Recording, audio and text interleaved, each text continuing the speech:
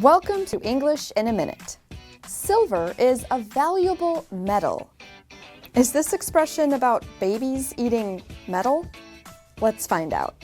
Jonathan, last night at Kim's party, everyone talked about how they went to the best schools and how they're making tons of money. Well, they must have worked hard to get to that point, right? Yeah, I don't think so. They were just born with silver spoons in their mouths. Yeah, I know the type. They can be a little annoying. Someone who is born with a silver spoon in their mouth is born into a family of wealth and privilege. We use this expression in a negative way to describe someone who is successful only because of their family's money and connections. And that's English in a Minute.